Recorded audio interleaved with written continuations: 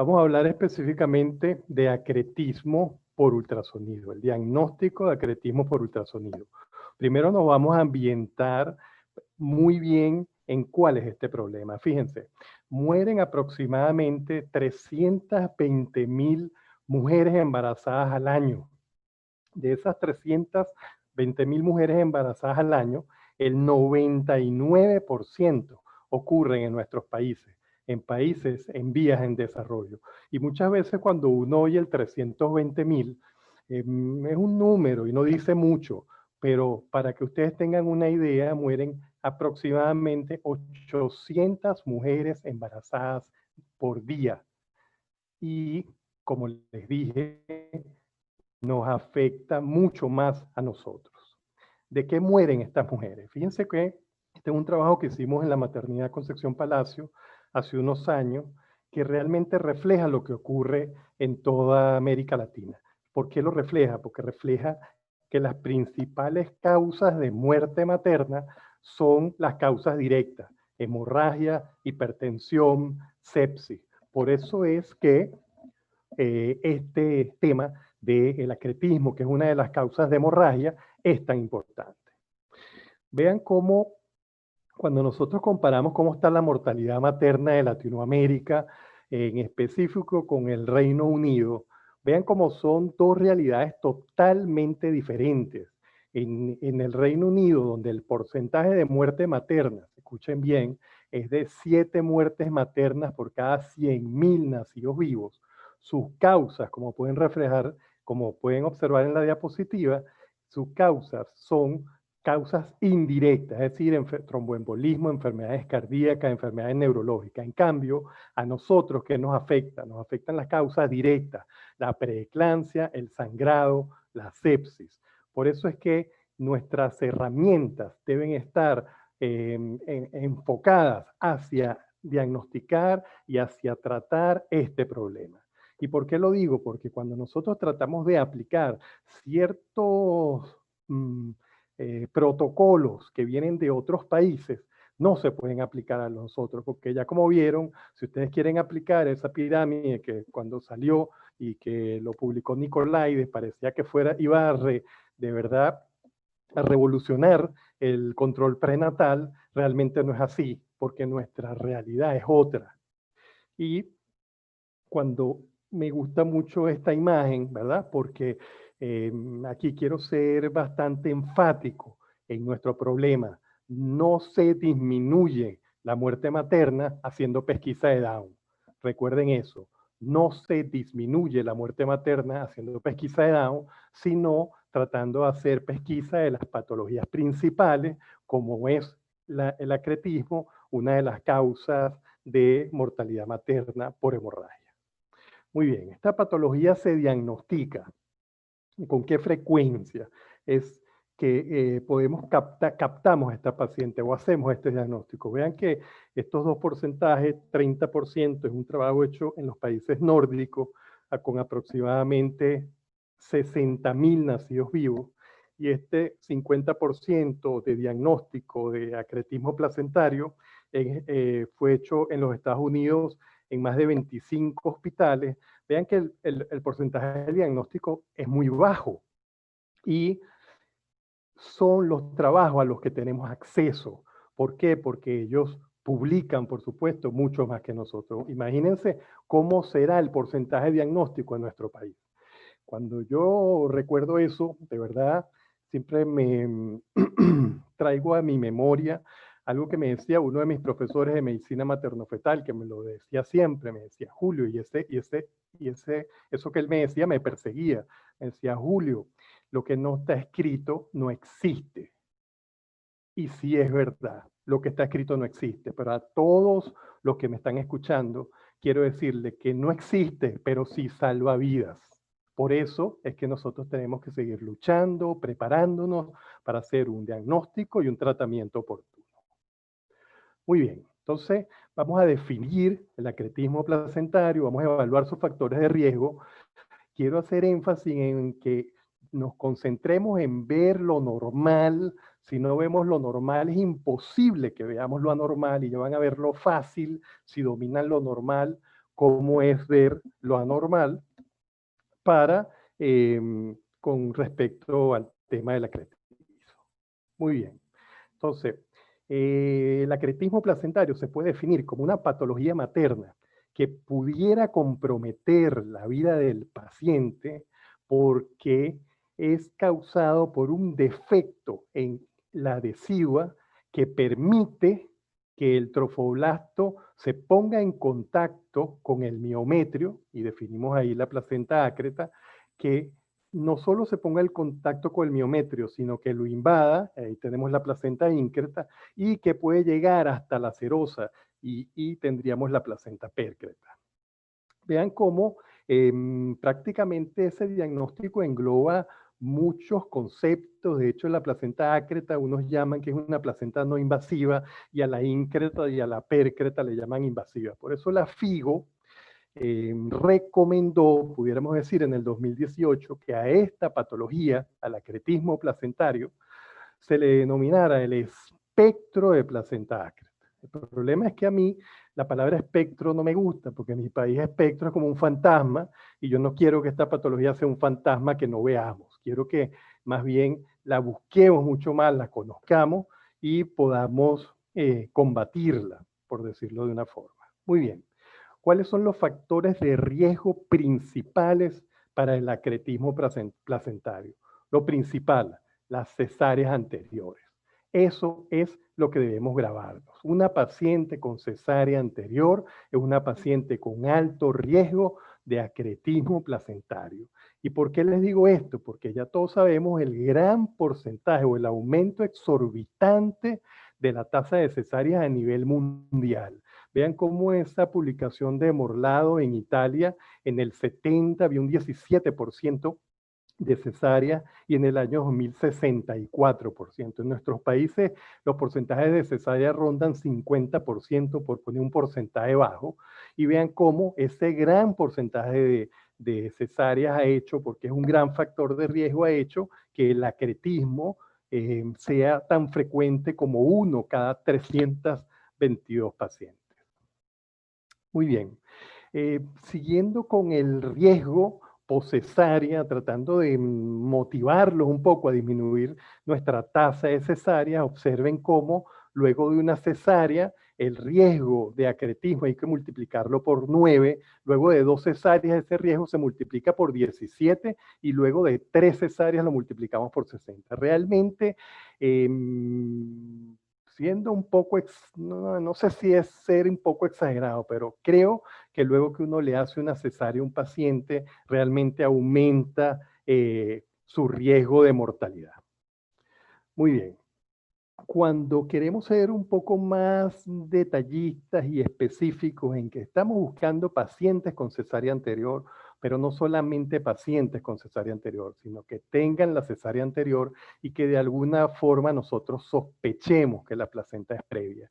Esta es la paciente candidata a hacer ese estudio, vamos a llamarlo así, como dirigido a ver si observamos alguna patología de la adherencia de la placenta, donde ese estudio muchas veces debería ser no solamente transvaginal, sino transabdominal, y con algún detalle muy, muy importante, que no se pudiera hacer sin ese detalle, que es que la vejiga esté llena.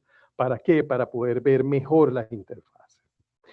Cuando uno muestra esa imagen, y quiero que nos concentremos realmente en un solo factor de riesgo, por decirlo así, que sería una paciente con cesárea anterior y una sospecha de placenta previa. Muchos dirán, bueno, pero es que no todas las placentas previas pudieran ser ácretas. Hay placentas ácretas normoinsertas, sí, es verdad, hay placentas ácretas normoinsertas, pero una frecuencia de 1 cada 22.000 pacientes. Si nosotros hacemos 5 ecos diarios, si hacemos 10 ecos diarios, de lunes a viernes, ¿ok?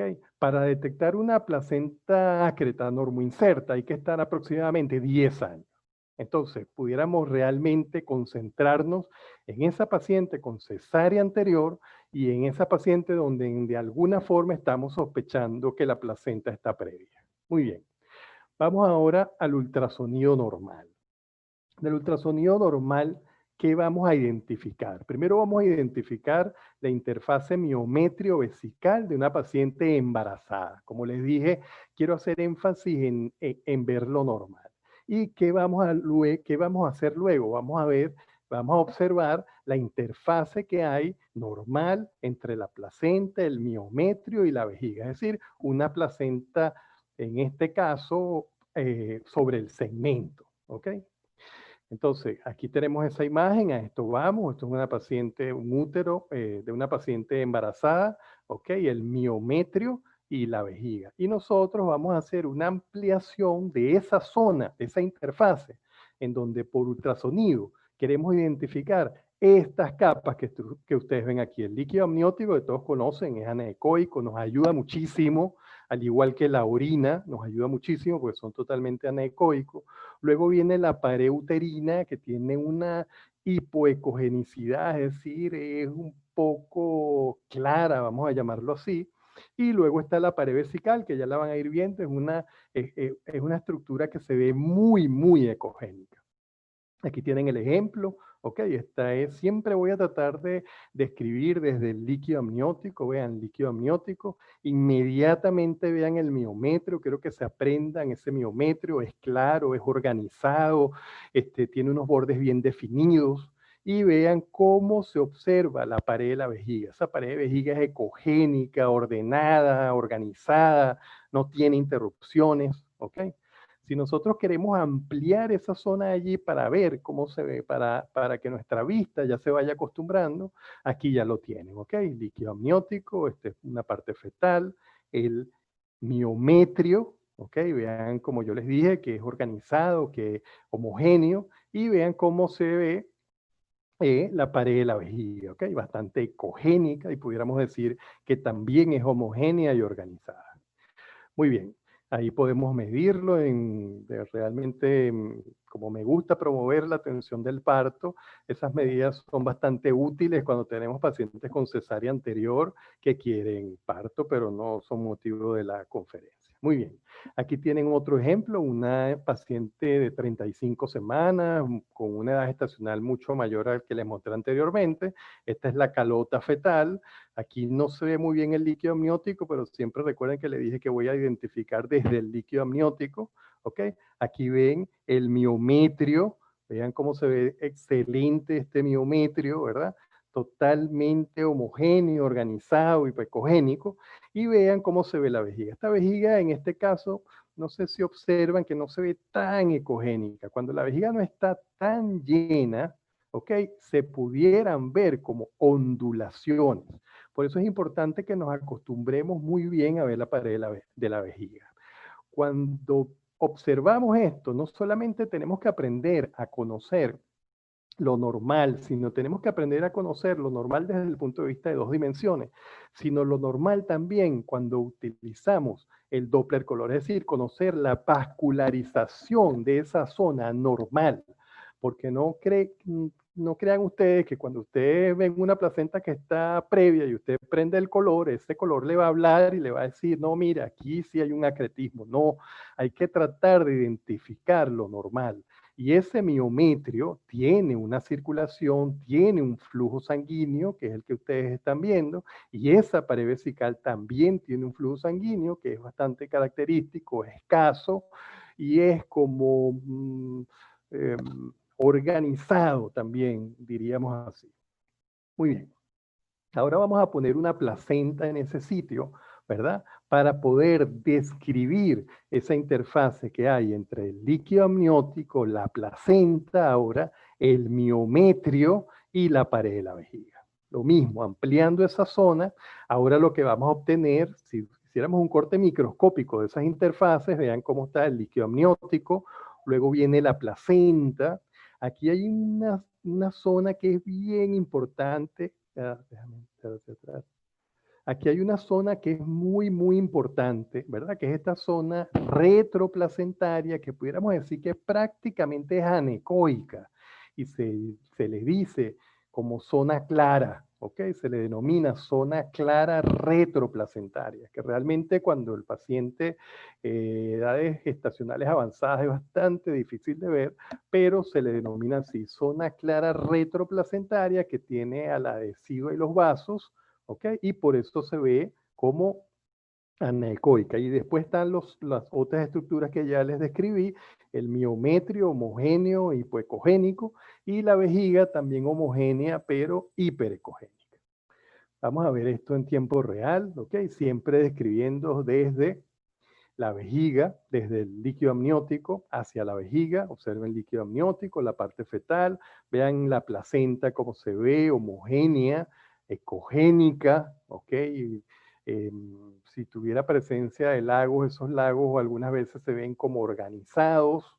Observen el miometrio, miren cómo viene este miometrio hasta acá. Vean que este miometrio en un área es bastante vascular. Esas zonas anecoicas que vemos cuando ponemos el Doppler es bastante vascular este miometrio, pero se puede identificar totalmente de la placenta. Y si hacemos un poco, utilizamos un poco de imaginación, vemos una zona anecoica retroplacentaria, que es la que estaría en esta zona, que es la que les hablé anteriormente, que se le denomina zona clara, y delante la pared vesical bastante ecogénica. Si nosotros, esto fue lo que identificamos, nosotros ampliamos y tratábamos de hacer una correlación con esa imagen microscópica que les mostré anteriormente. Aquí podemos observar claramente la placenta, ¿verdad? Vean la zona clara retroplacentaria, denominada exactamente así, el miometrio, ¿ok? Y la pared vesical. Muy bien. Como les dije, no solamente tenemos que ver las estructuras anatómicas desde el punto de vista de dos dimensiones, sino también debemos conocer cómo es el flujo retroplacentario, es decir, el flujo sobre el miometrio, cómo es el flujo miometrial propiamente dicho, y cómo sería el flujo en la pared de la vejiga para identificar cuando todo esto de lo que estamos hablando se desvíe de lo normal. Y aquí esto sería el resumen, la placenta homogénea, ¿verdad? El espacio anecoico retroplacentario o zona clara, el miometrio hipoecoico organizado, recuerden siempre debería ser mayor de 1 milímetro. Por supuesto, la pared vesical totalmente ecogénica y sin interrupciones, como lo habíamos visto antes, y bueno, debemos explorar cuando tengamos esos casos de placentas bueno, que las podamos ver claramente, explorar ese flujo retroplacentario, ese flujo miometrial y ese flujo vesical. Muy bien. Entonces ahora sí, una vez que conocemos lo normal, es que podemos entrar a ver lo anormal. Porque ya cuando uno ve lo anormal, entonces uno dice, no, pero es que esto es demasiado fácil. ¿Por qué es demasiado fácil? Porque ya aprendí viendo lo normal. Es imposible que uno aprenda a ver placentas ácretas viendo todas las placentas de pacientes con 3 cesáreas anteriores y la placenta previa. Aprender a ver placentas así no se puede. Tenemos que mostrar muy bien, identificar muy bien lo normal. Aquí, fíjense, esta placenta, voy a esperar que aparezca líquido amniótico, parte fetal. Aquí la placenta, vean esa placenta, es homogénea, no tiene lagunas. Se pudiera decir que es una placenta que desde el punto de vista ecográfico es normal. Pero ahora les pregunto, ¿dónde está el miometrio allí? Vean, voy a ir a la orina, voy a ir a la vejiga y por debajo, por supuesto, de la vejiga está esa zona ecogénica que ya les había mostrado anteriormente, que es la pared vesical.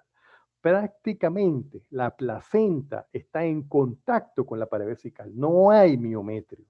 Y en algunas zonas, ¿verdad? Estas zonas retroplacentarias, anecoicas, se pudieran confundir que hay un miometrio, pero cuando nosotros le ponemos color a esa zona es una zona vascular. Y aquí no hay ninguna duda de que estamos en presencia de un acretismo placentario. Y vean la edad gestacional, 16 semanas. Yo estoy seguro que si a cualquiera de ustedes a las 16 semanas alguien les pone placenta ácreta, lo primero que van a decir, esa persona está loca, pero no está loco. Recuerden el concepto, es un trofoblasto que se implanta sobre un área, sobre un defecto de la decidua. ¿A qué edad gestacional se implanta ese trofoblasto?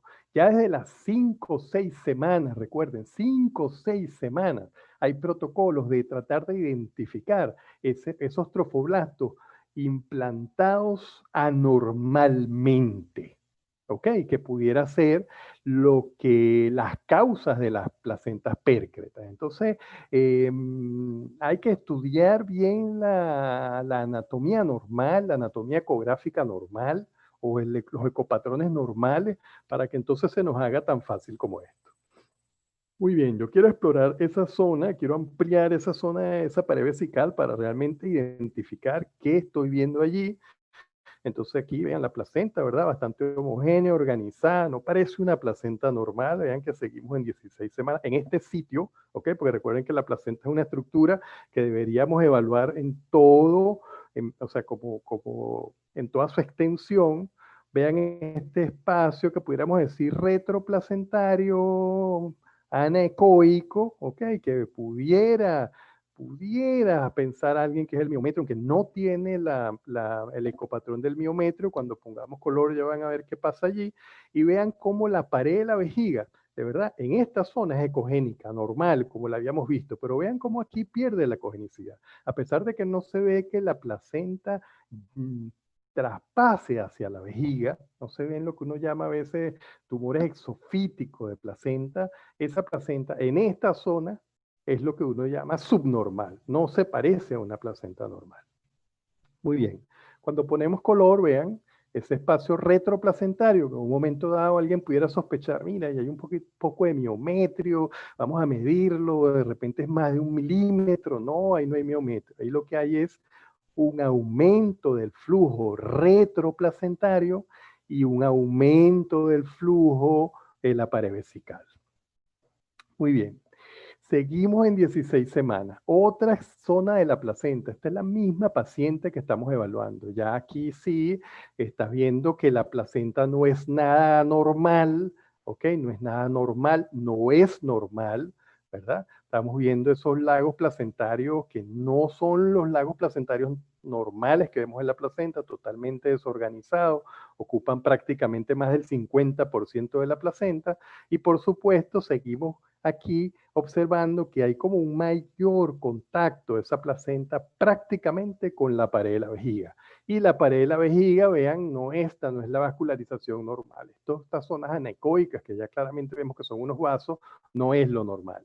Si le ponemos color, observen cómo está obvio ese aumento de la vascularización. El color nos ayuda como a una especie de confirmar ya la sospecha ecográfica que tenemos en un 2D bien dirigido. Ya aquí, esa misma paciente, vean, a las 38 semanas, ¿ok? Vean cómo es esa placenta totalmente lacunar, ¿ok? Tiene unas lagunas grandes, ¿ok? Se habla de que cuando como signo de acretismo, cuando tengamos alguna duda, deberían ser más de 4 lagunas, ¿ok? Vean cómo estas lagunas, yo no las cuento, sino que veo el porcentaje de lagunas en la placenta, ocupan casi el 50% de la placenta. Vean cómo la pared vesical se transformó increíblemente, como en prácticamente un poco normal, bastante ecogénica, clara, sin interrupciones, pero por supuesto no estamos viendo el miometrio y cuando nosotros pongamos color a esto ya vemos que realmente el flujo está totalmente aumentado, ese flujo retroplacentario totalmente aumentado, así como el flujo vesical. Esta es otra paciente de 28 semanas, ¿ok? Vean cómo esta paciente, este ultrasonido es vía transvaginal, vean lo mismo que estamos viendo antes, vamos del líquido amniótico hacia arriba, aquí prácticamente no vemos líquido porque estamos bien abajo, esa placenta está totalmente previa, ¿ok? Entonces identificamos la placenta, vemos los lagos desorganizados, irregulares, ¿ok? Es imposible que alguien vea esos lagos y diga, no, bueno, mira, eso sí, son lagos normales. No son lagos normales, ocupan más del 50% de la placenta. Cuando seguimos hacia la pared de la vejiga, vean, aquí hay lo que uno llama un pequeño error, no debimos haber hecho este eco con esa vejiga tan poco llena, de verdad, hay que tener la vejiga llena, ¿ok? Pero es lo que había y lo aprovecho, ¿ok? Ese poquito de vejiga, ese poquito de orina, vean cómo si me voy hacia abajo, veo la pared vesical, ecogénica, de verdad, regular, sin interrupciones, ¿ok? Pero cuando me sitúo detrás de o por debajo de esa pared vesical, no se observa, por supuesto, el miometrio. No hay nada de miometrio. Observen que hay una zona que pudiéramos decir, alguien ve esta zona hipoecogénica retroplacentaria y pudiera decir, uy, que ahí puede ser que haya el miometrio. Bueno, vamos a usar el color a ver si lo que tú estás sospechando que pueda ser miometrio, que prácticamente es imposible porque ahí no hay una estructura hipoecogénica, se ve más anecoica. Son realmente los vasos placentarios, un gran aumento de flujo retroplacentario que, bueno, prácticamente hace el diagnóstico de placenta ácreta. Muy bien. Entonces, una vez visto lo normal y visto lo anormal, entonces uno puede de verdad hablar de los criterios ecográficos, del famoso EPA o del espectro de placenta ácreta, ¿verdad? La palabra que no me gusta, vean.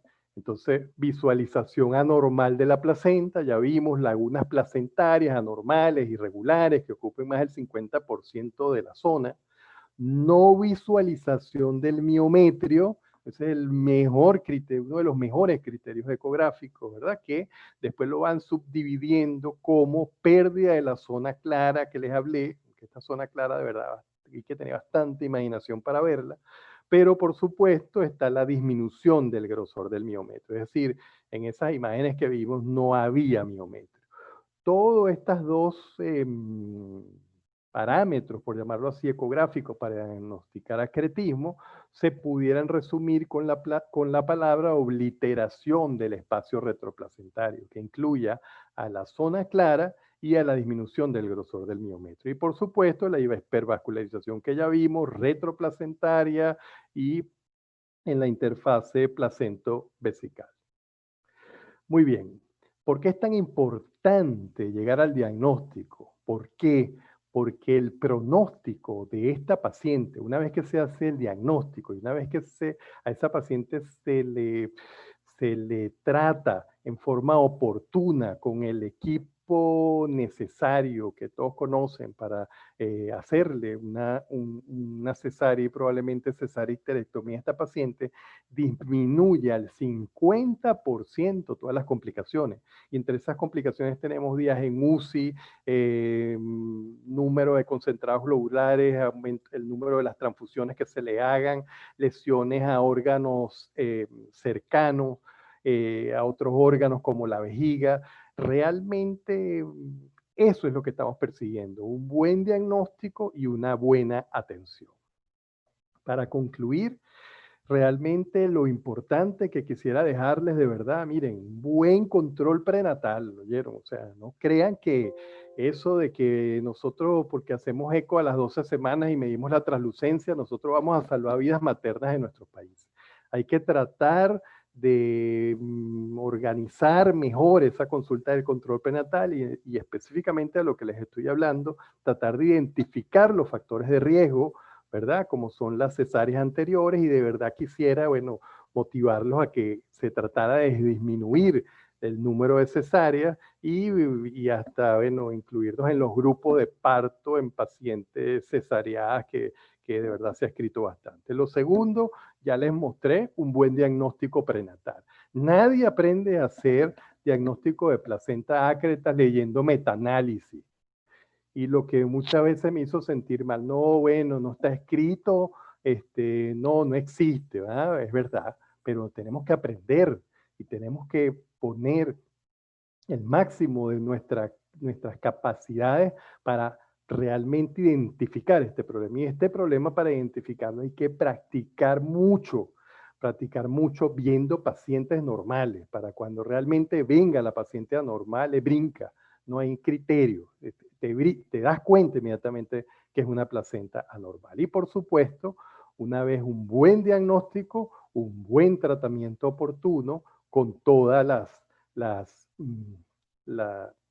pautas o siguiendo todos los cuidados que amerita este tipo de paciente. Muy bien, ese EPA que me traumatiza un poco, lo quise convertir en algo. Ese EPA en mi país es como, mira, hola. Bueno, ese EPA es para todos, todos los que estén escuchándome, todos los que sean ginecólogos, todos los que hagan cesárea. EPA es contigo. Disminuye la cesárea porque así estás disminuyendo realmente la mortalidad materna en tu país. Por su atención, muchas gracias. Muchas gracias, doctor Brito. Tenemos varias preguntas. Entonces, si tú las quieres también ver en la parte de Q&A y se las podemos ir leyendo también a los médicos. Si no nos da tiempo, porque tenemos que terminar a las 18:50 de México, o sea, en prácticamente unos 14 minutos, estas preguntas nosotros podemos exportarlas y mandártelas para que tú les contestes y ahí vienen los correos de cada uno de ellos, ¿no? Empezamos con la doctora María Di Felici y ella es de Buenos Aires y te da las gracias por el tema. Pero si puede recordarnos las medidas del miometrio normal por vía vaginal. Bueno, está muy bien que ella dice que no es del tema, pero es el tema interesantísimo que es de evaluar el segmento. Eso vendrá en otro webinar, pero se puede aprender que la medida que usted tiene que tener en su cabeza es de 3 milímetros. Un miometrio mayor de 3 milímetros es un miometrio que pudiera ser sometido a un trabajo de parto, siempre y cuando no mida la vejiga. Cuando hay algunos trabajos publicados hay que estar viendo qué medidas se muestran, porque algunos miden toda la pared, como decir, incluyendo miometrio y vejiga. Lo que uno tiene que aprenderse los 3 milímetros pudiera ser bastante seguro. ¿Ok?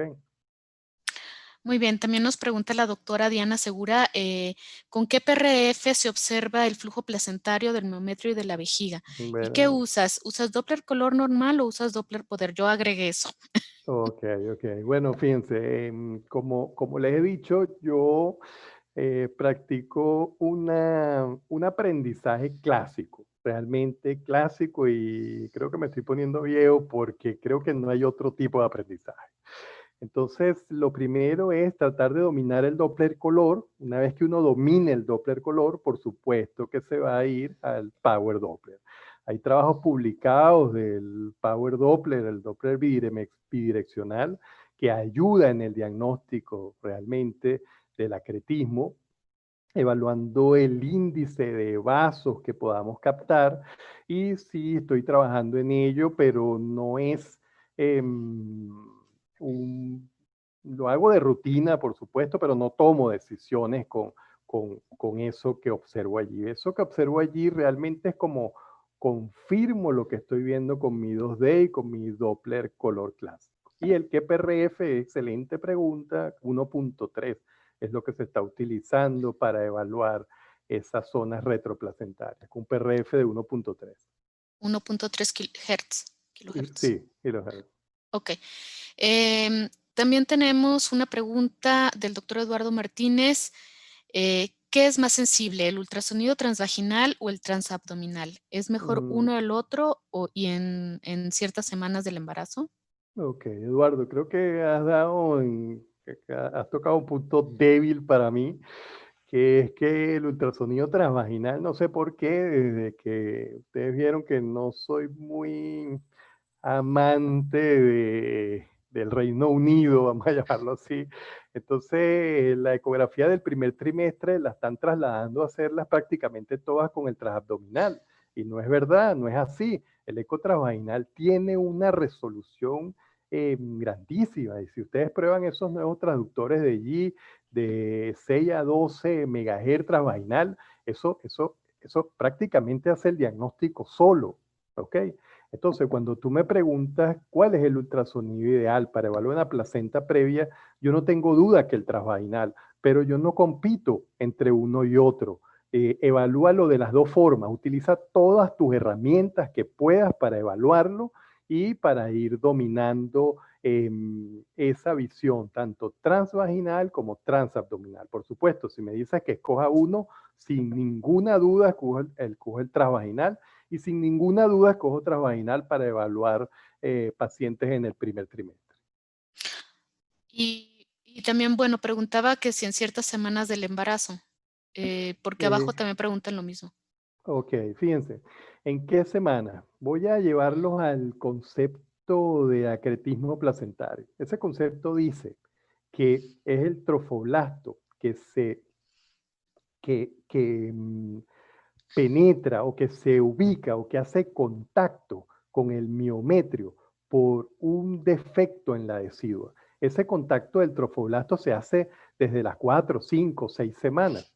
Por eso es que mi forma de ver el acretismo es que desde que nosotros hacemos el diagnóstico tenemos que evaluar el segmento, tenemos que evaluar si hay una cesárea anterior, evaluar si hay un defecto de la cesárea y evaluar dónde se implanta ese miometrio, o sea, perdón, dónde se implanta ese trofoblasto.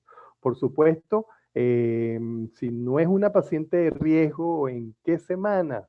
Mira, yo diría que desde segundo trimestre para confirmar que esa placenta es previa, porque acuérdense que hay un concepto que está bastante viejo, dijéramos que no, siempre hay que esperar el segundo trimestre para diagnosticar las placentas previas. No, las placentas previas las podemos diagnosticar desde el primer trimestre. Pero, por supuesto, una buena evaluación, como les dije, una buena evaluación de lo normal y una buena evaluación de dónde se inserta esa placenta. Sí, tiene muchas respuestas a tu pregunta y quise motivarte de que realmente busquen desde el inicio del embarazo, pero si quisiéramos responderla, yo diría que el segundo trimestre es el más apropiado para evaluar este tipo de placenta. Muy bien. Me salté algunas preguntas, de todas maneras te las vamos a enviar. Aquí preguntan sobre, cuando realizas el informe, ¿se clasificas el acretismo? No, realmente no lo clasifico. Lo coloco, me gusta la palabra placenta acreta, es la que me gusta. Por supuesto, si tengo sospecha de pércreta, lo coloco. Placenta pércreta a descartar. Las placentas pércretas realmente se ven. Y esa pared de la vejiga, como ustedes vieron, ecogénica, homogénea, comienza a tener como unos tumores, como una masa exofítica. Cuando uno ve eso, no hay duda que esa placenta es una placenta pércreta. Pero lo importante es que tú informes como placenta ácreta a descartar, le pudieras poner, aunque no sé, si ustedes vieron esas imágenes, yo no creo que ahí haya que descartar nada, pues una placenta ácreta porque sí, ¿ok? Muy bien. También nos pregunta el doctor David Cohen, ¿qué porcentaje de acretismo se asocia a la placenta previa? Ok, fíjate, placenta previa sin cesáreas anteriores, una cada 9 pacientes puede ser ácreta. Si es una cesárea anterior, aproximadamente una cada 4 pacientes. Pero si tiene 2 cesáreas anteriores, prácticamente es una cada 2 a 3 pacientes. O sea que una paciente con 2 cesáreas anteriores y una placenta previa, prácticamente tienes hecho el diagnóstico de que ahí debería haber acretismo. Y ahí es donde parece mentira. Hacer la ecografía, identificar si realmente es o no es muy importante porque hasta desde la forma que vas a hacer la incisión en esa piel para hacer esa cesárea en el momento que te toque, pudiera variar dependiendo del diagnóstico por ecografía. Muy bien. La doctora Ivette Cabrera pregunta, ¿se aplican los mismos criterios si la placenta es de localización posterior? Eh, sí, se pudiera decir que sí, pero posterior que llegue al OSI, importante, que sea previa posterior, ¿ok? Son más difíciles de ver, por supuesto, porque no tenemos la vejiga para poder observar en esa zona y sí pudiéramos decir que se toman más o menos los mismos criterios, pero en este caso no veríamos a ese nivel la vejiga. Pero recuerden, grábense algo. no estén buscando acretismo en placentas que no estén normoinsertas, ¿ok? Porque tienen que estar 10 años para buscarlo. Entonces, creo que ahí sí pueden buscar la translucencia y ducto y esas cosas que les gusta a ustedes andar pesquisando down. Eso sí puede en ese momento, pero hay que hacer hincapié en esas pacientes con placenta previa y específicamente además con cesárea anterior. Muy bien. Pregunta el doctor Nelson Ortega, ¿resonancia sigue siendo el gol estándar para el diagnóstico? Bueno, mira, esta pregunta, bueno, todo lo felicito a los panelistas por las preguntas. Lo único es que esa pregunta alborota un poco mi cólera con respecto a algunos temas, ¿no? Fíjense, ¿cómo un radiólogo va a hacer un diagnóstico de un acretismo placentario por resonancia magnética si nunca ha visto una placenta? Nunca ha visto un miometrio y nunca ha visto una placenta sobre el miometrio. Entonces, prácticamente es imposible. Entonces, todos esos trabajos que ustedes leen, donde la resonancia magnética es bastante comparable con la ecografía, son resonancias magnéticas en gente entrenada, gente que ve placentas normales sobre el segmento, gente que hace exactamente el mismo aprendizaje que les mostré durante toda la conferencia. Hay que aprender a ver el segmento normal por resonancia, hay que aprender a ver la interfase miometrio-vesical por resonancia, luego hay que colocarle una placenta ahí, entonces hay que ver la placenta normal sobre el segmento, la interfase placenta miometrial y miometrio vesical. Una vez que ese especialista de resonancia identifique normal, es que nos va a poder hacer un diagnóstico de placenta acreta. O sea, yo en mi país, y no voy a decir aquí porque realmente no conozco al máximo, no hay una persona que pueda hacer un diagnóstico de acretismo placentario por resonancia tan bueno como el que hacemos por ecografía. Muy bien. Pregunta el doctor Humberto Bácaro. ¿Un saco gestacional inserto en el fondo de la cavidad endometrial a las 6-7 semanas puede descartar la ocurrencia posterior de un acretismo placentario? Sí, sí, sin lugar a dudas. Muy bien. ¿Usas índices de pulsatilidad? Ay, es que no me dejan ver, pero ¿usas índices de pulsatilidad o resistencia en el caso de neovascularización? Pregunta el doctor Alfonso Tamayo. No, realmente cuando veo la neovascularización, veo la cantidad de flujo, oye, me está ayudando bastante, no me gusta decirlo porque entonces la gente cree que uno hace el diagnóstico de acretismo con la tridimensión volumétrica, ¿no? Pero me está ayudando bastante la tridimensión volumétrica, que la estoy practicando hace un tiempo, para ver como ese porcentaje de flujo o de neovascularización. Y por supuesto, si veo algún vaso, lo insono y más que todo lo que veo son los picos de velocidad sistólica que generalmente son de más de 10 centímetros por segundo. Muy bien. Nos comenta el doctor Carlos Cerecedo. Otro signo importante es la turbulencia de las lagunas en escala de grises. Él nos hace este comentario. Y la doctora Claudia Cabarcas nos pregunta, ¿los lagos venosos, además de ser identificados, deben ser medidos o con la identificación es suficiente? Mira, no hace falta medirlos, pero sí puedo darte un dato que los puedes contar. Cuando se comenzó a hacer los diagnósticos de acretismo, uno de los autores, Finber, clasificó las lagunas placentarias. Y entonces las clasificó como grado 1, 2 y 3. El grado 1 es hasta 3 lagunas placentarias, el grado 2 es de 4 a 6 lagunas placentarias y el grado 3 es más de 6 lagunas placentarias. Entonces, cuando tú tienes de grado 2 en adelante, es realmente sospechoso de acretismo. Es decir, que tengas de 4 en adelante, tengas más de 4 lagunas, es sospechoso de acretismo. Muy bien, pues ya estamos en tiempo. En verdad hay muchísimas preguntas. Me fui saltando algunas que parecía como que ya las había respondido. Te voy a hacer llegar todas las preguntas para que si tú gustas ir respondiendo a los participantes sería muy bueno porque hay muchísimas. Yo nunca había estado en un webinar de los que he organizado ahora que hubiera tantas preguntas como esta vez. En Qué serio. bien. Quiere decir que es un tema que causa todavía mucha inquietud y creo que es un tema que podríamos seguir profundizando o seguir capacitando en este diagnóstico. Y te Mm. agradezco mucho tu aportación. Y bueno, pues nos tenemos que salir para entrar al siguiente webinar que tenemos de esta semana de la radiología.